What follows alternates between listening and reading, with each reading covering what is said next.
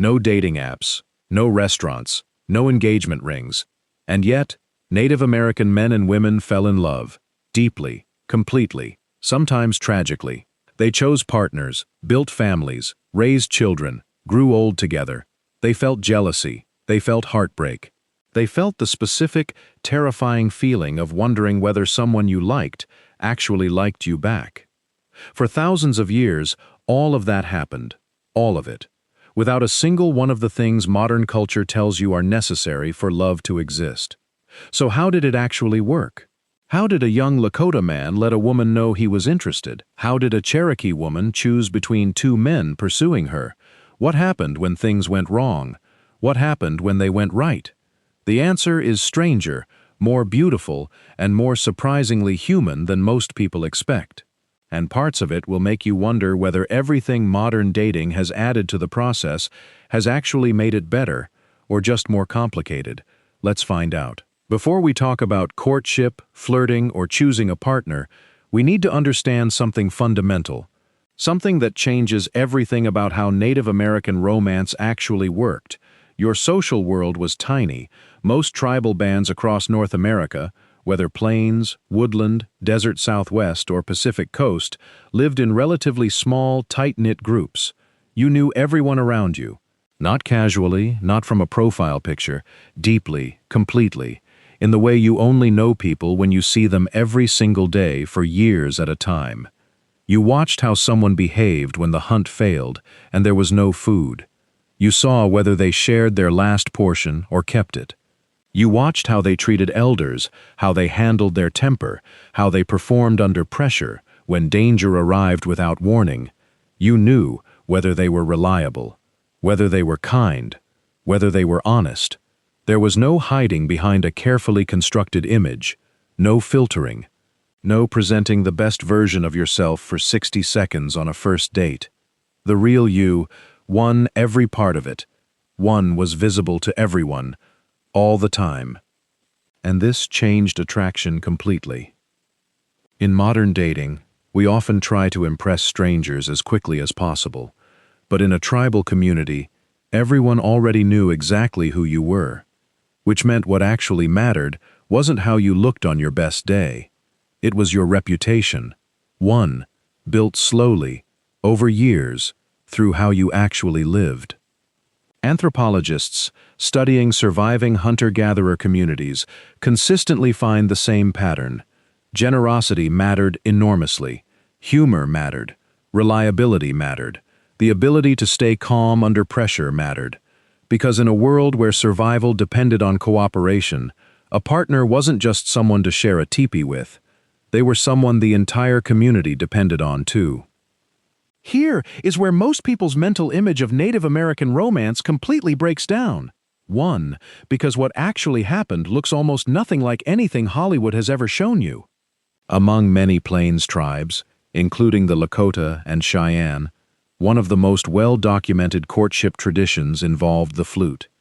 A young man who was interested in a woman would carve or acquire a flute, one often carefully decorated, sometimes with personal symbols, and play it near her home at dusk, when the day's work was done. This wasn't random serenading. The music was a signal. Everyone in the community understood what it meant. A woman who came outside and stood near the young man was signaling interest. A woman who stayed inside was sending a different message entirely, one clearly and without a word. Think about what this system did. It gave both people a way to communicate interest and rejection without direct confrontation, without embarrassment, without the awkwardness of a face-to-face rejection in front of the entire community. The flute created a socially safe language for something that has always been terrifying, letting someone know how you feel, and waiting to see if they feel the same. Another well-documented courtship tradition among several Plains tribes was the blanket courtship, when a young man wanted to speak privately with a woman he was interested in, which in a community with almost no privacy was no small thing. He might wait for her near a path she walked regularly. When she approached, he would open his blanket wide, and if she was willing, she would step inside it with him. Wrapped together in the blanket, just the two of them in a small, enclosed, private space. They could talk. Just talk. It was one of the few socially accepted forms of genuine privacy a courting couple could have, and the entire community understood and respected it. These traditions weren't just romantic customs. They were carefully designed social systems, built to manage something that has always been complicated: attraction, communication, and the possibility of rejection. In communities where everyone lived together and social harmony mattered to everyone's survival. Here is something that genuinely surprises most people. In many Native American tribes, women held significantly more power in romantic and relationship decisions than the popular image of traded-like property suggests. Among the Cherokee, family lineage ran through the mother, meaning women controlled the household, the home, and in many cases, the children, in a way that gave them real social standing. A Cherokee woman who was unhappy in her marriage could end it. Divorce was recognized, accepted, and not treated as scandalous.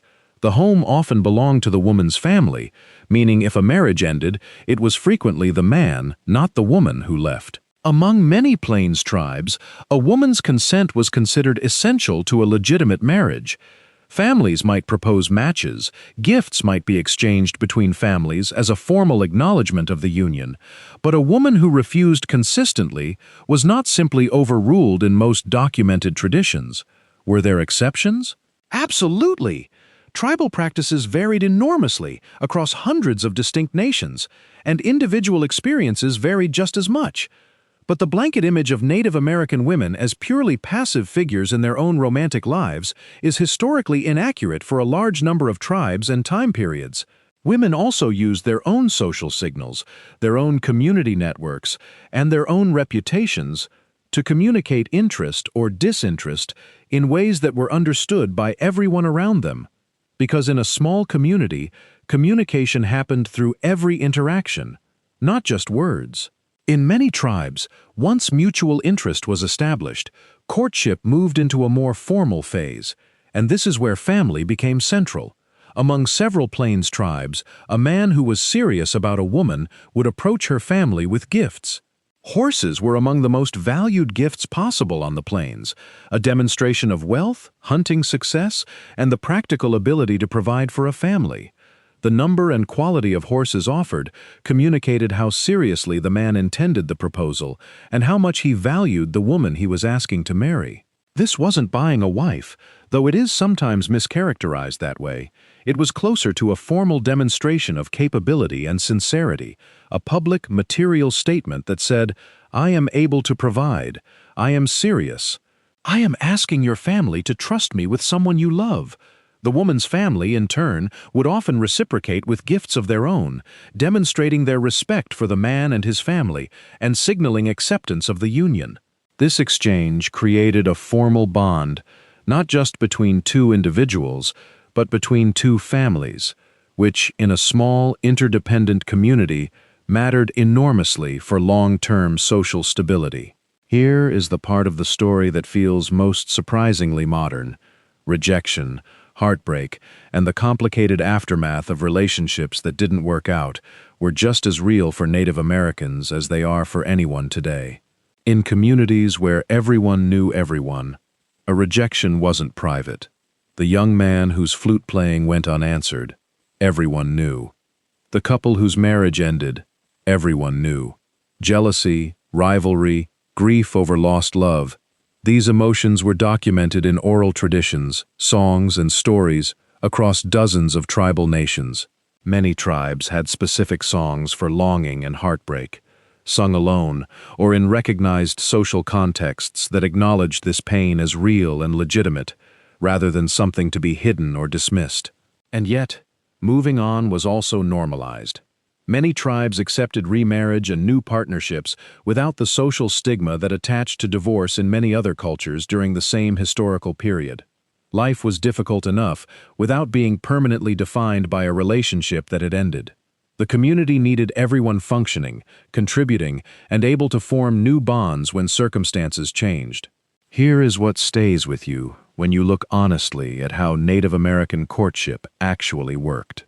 It was different from modern dating in almost every practical way. No apps, no restaurants, no private messages, no anonymity. and yet the emotions underneath it were identical to anything you have ever felt or will ever feel.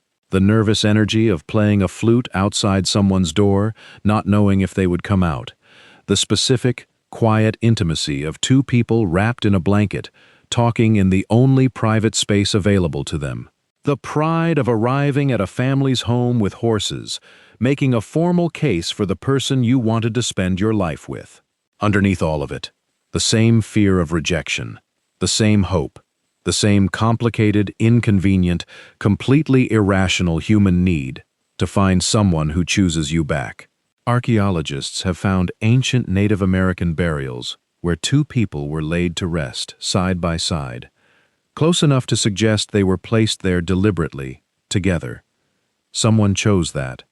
Someone grieved enough to make sure they weren't separated even in death. For all the differences in custom, tradition, and circumstance, the human story running underneath Native American romance was the same story that has been running since the beginning.